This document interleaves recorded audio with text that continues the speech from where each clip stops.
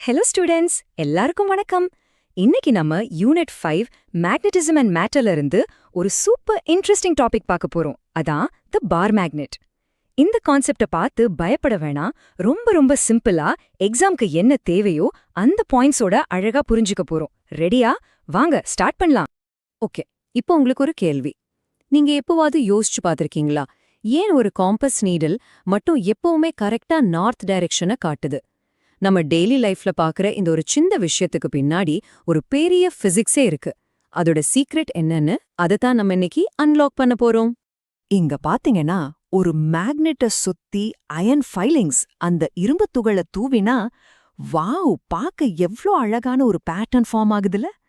இந்த பேட்டர்னுக்குள்ள தான் நம்ம காம்பஸ் மிஸ்ட்ரியோட சீக்ரெட் ஒளிஞ்சிருக்கு.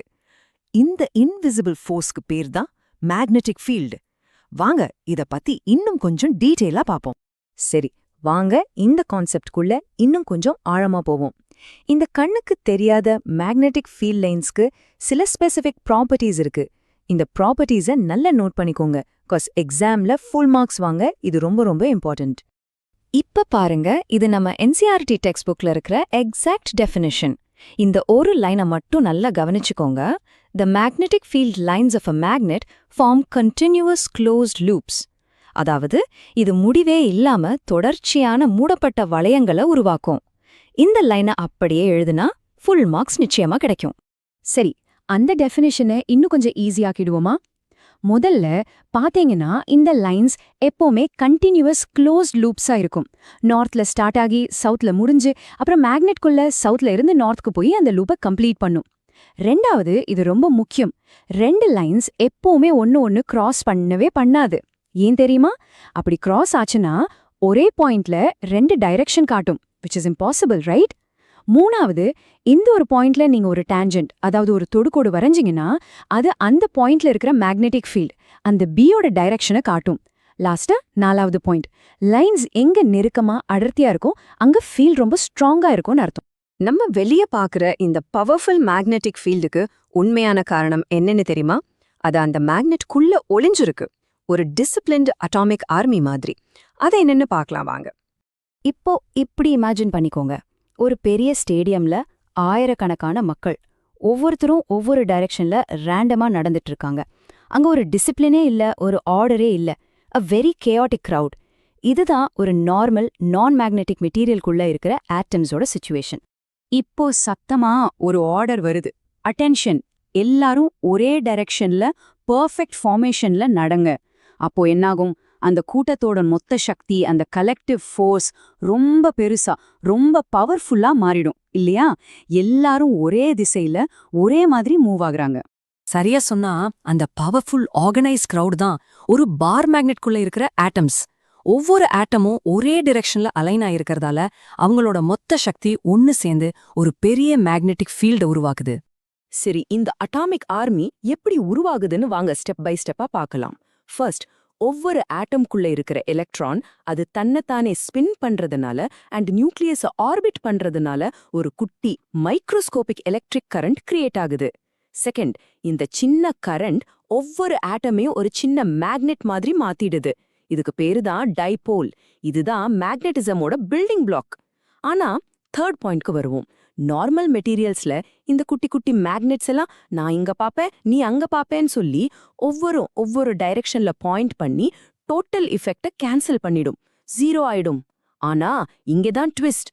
நாலாவது ஸ்டெப், ஒரு பார் மேக்னெட்ல கோடிக்கணக்கான இந்த அட்டாமிக் மேக்னெட்ஸ், நம்ம சொன்ன அட்டாமிக் ஆர்மி எல்லாம் டிசிப்ளின்டா ஒரே டைரக்ஷன்ல அலைனாக வைக்கப்படுது.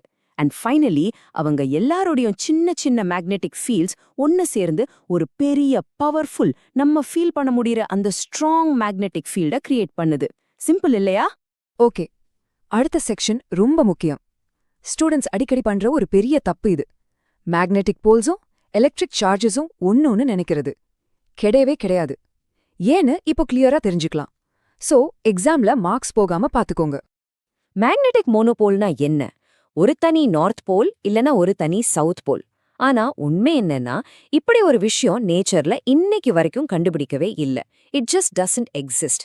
இதுதான் எலக்ட்ரிசிட்டிக்கும் மேக்னெட்டிசம்க்கும் உள்ள ஒரு ஃபண்டமெண்டல் டிஃபரன்ஸ். இந்த கம்பேரிசன் டேபிள பாத்தீங்கன்னா உங்களுக்கு ஈஸியா புரியும். மேக்னெட்டிக் போல்ஸை எப்பவுமே தனியா பிரிக்க முடியாது.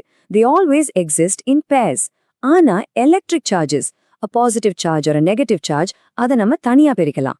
so போல்ஸ் எப்பவுமே நார்த் சவுத் ஜோடியா தான் இருக்கும், ஆனா சார்ஜஸ் தனியா இருக்க முடியும். Remember that. இதுக்கு பெஸ்ட் ப்ரூஃப் என்ன தெரியுமா? நீங்க ஒரு பெரிய பார் மேக்னெட்டை எடுத்து பாதியா கட் பண்ணா உங்களுக்கு ஒரு பக்கம் நார்த் இன்னொரு பக்கம் சவுத்னு கிடைக்காது. அதுக்கு பதிலா 2 புது கொஞ்சம் வீக்கான மேக்னெட்ஸ் கிடைக்கும். அண்ட் அந்த 2 சின்ன மேக்னெட்க்கும் அதோட சொந்த நார்த் அண்ட் சவுத் போல் இருக்கும். சோ போல்ஸை பிரிக்க முடியாது. பீரியட். அடுத்து எக்ஸாம்ல அடிக்கடி கேக்குற ஒரு சின்ன கால்குலேஷன் பாப்போம். இந்த மாதிரி கொஸ்டின்ஸ்ல தப்பு பண்ணாம எப்படி சால்வ் பண்றதுன்னு தெரிஞ்சுக்கலாம் வாங்க. ஒரு மேக்னெட்டிக் ஃபீல்ட்ல ஒரு மேக்னெட்டா வெச்சா அந்த ஃபீல்ட் அந்த மேக்னெட் மேல ஒரு திருப்பும் விசை, யானி ஒரு ட்விஸ்டிங் ஃபோர்ஸ கொடுக்கும். அதுக்கு பேரு தான் டார்க். இந்த டார்க் தான் அந்த காம்பஸ் நீடில திருப்பி நார்த்க்கு பாயிண்ட் பண்ண வைக்குது. அதோட ஃபார்முலா இங்க இருக்கு. tau equals mb sin θ. வாங்க ஒரு சிம்பிள் எக்ஸாம்பிள் பாப்போம். ஒரு காம்பஸோட magnetic moment m 0.5 ampere metre ஸ்கொயர்னு வச்சுப்போம். எர்த்தோட ஃபீல்ட் b ஒரு 50 மைக்ரோ டெஸ்லா, அதாவது 50 × 10⁻⁻6 டெஸ்லா. அந்த காம்பஸ் ஃபீல்டோட 30 டிகிரி ஆங்கிள்ல இருக்கு. இப்ப ஃபார்முலால சப்ஸ்டிட்யூட் பண்ணுவோமா? Dot is equal to 0.5 × 50 × 10⁻⁻6 × sin 30 degree. உங்களுக்கு தெரியும் sin 30யோட வேல்யூ என்ன?